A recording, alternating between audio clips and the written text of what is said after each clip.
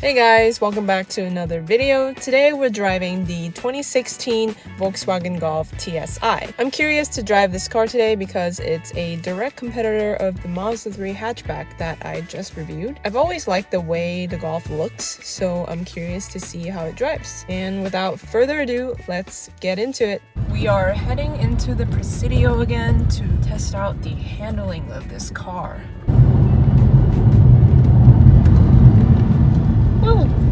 Wow, I felt some body roll there. I'm not feeling as confident as I was in the Mazda 3 hatchback. I definitely feel less in control of this car while driving through the corners and going downhill at the same time just now. The steering in this car also feels less precise than the Mazda. I find myself having to do micro adjustments throughout my turns.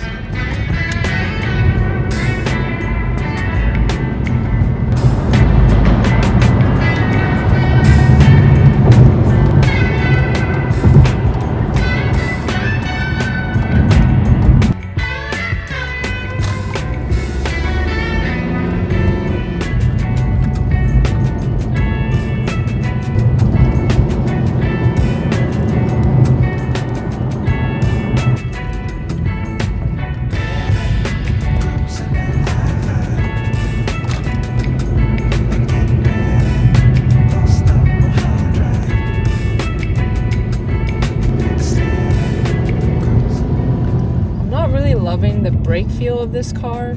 At some speeds, the beginning part of the travel of the brake pedal doesn't do much. You have to get to like maybe half in order for the brakes to start working.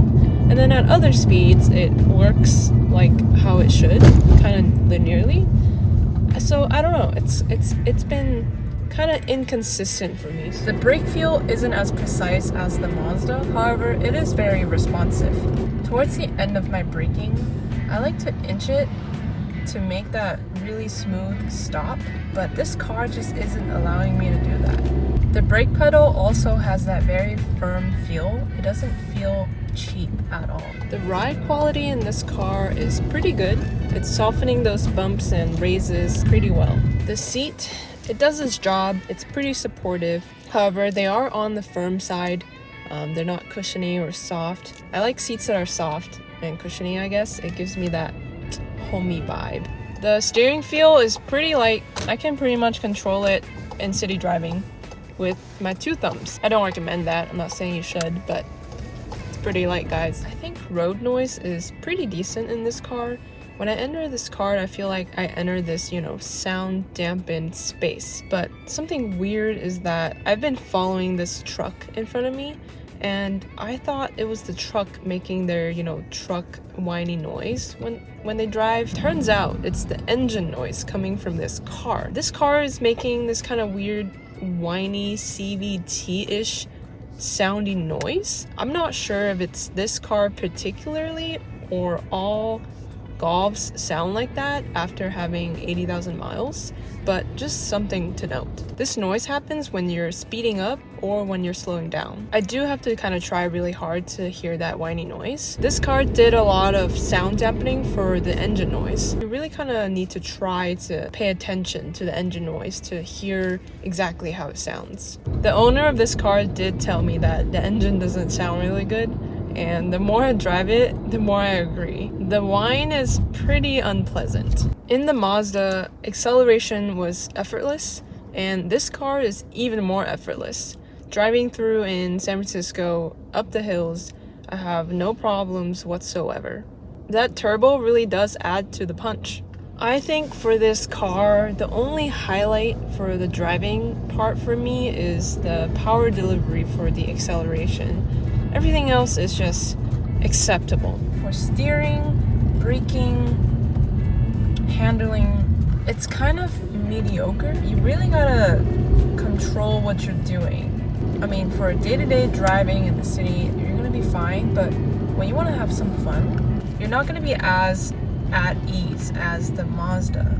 So if you really like having powerful, punchy acceleration, but don't mind not so precise steering, braking, or handling, then this car is okay for you. However, I'm someone that really likes to be very precise when I brake, and this car is just not giving me that feeling. Also, I just want to say it's really beautiful out here. Moving on to the exterior. Overall, it's a simple but good looking hatchback. There's no complicated lines or shapes, and it just works.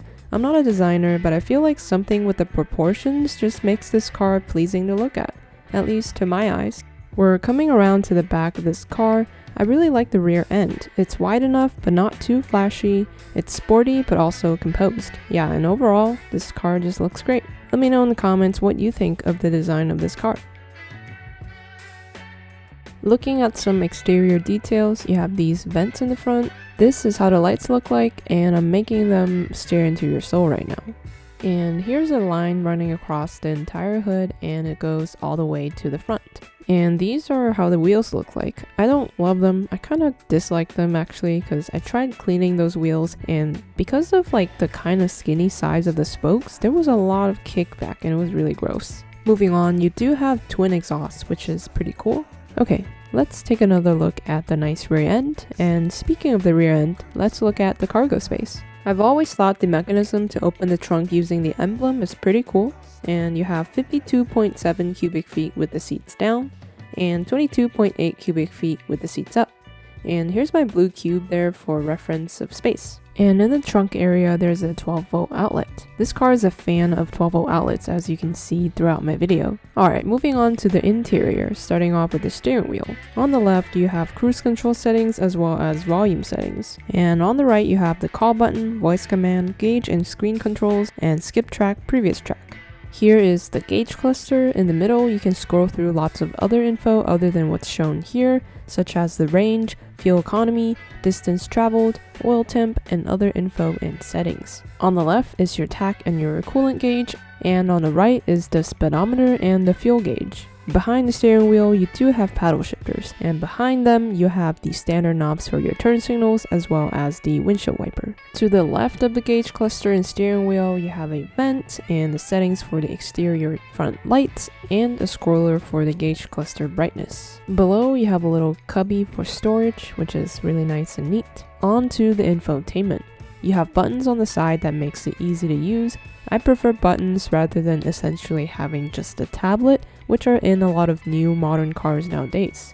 You also have a volume knob and a tune knob, and on the screen you can see an actual list of radio stations to choose from, unlike in the Mazda 3. Here's the climate controls. Again, you've got all the buttons and knobs for everything you need to adjust for your climate. Super easy to use. Below, you do have a cubby for your phone, and next to that you have your aux port and the USB port. And you can actually close this cubby up.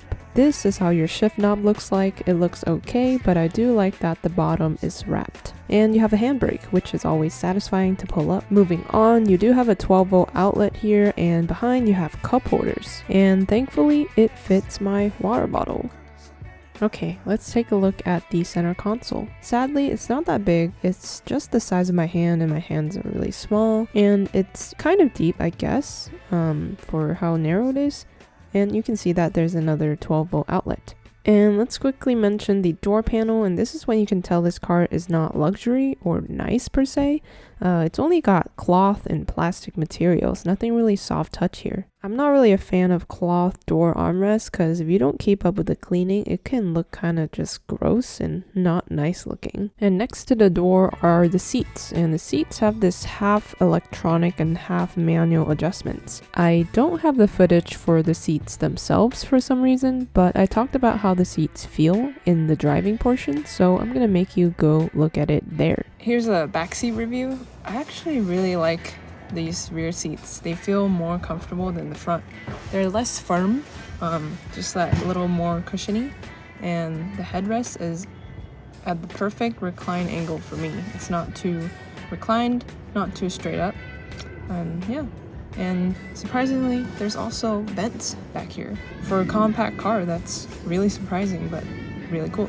And you also do have rear center armrests and cup holders, which is nice. Furthermore, you have a center pass-through, which is really useful for your longer items. Overall, the interior has a pretty practical design, but I do want to point out how compact this car is. Coming at only 167.5 inches, there's only so much room to squish everything in, While filming B-rolls for the interior, I did find myself running out of elbow, shoulder, or really body room as I extend and rotate my body to film. Just something to note. Overall, the VW Golf is a nice compact but still practical vehicle to drive around town. I felt like I can squeeze into any little space with this car, and the punchy acceleration with the turbo is really nice. Although, this car has less precise braking, steering, and handling.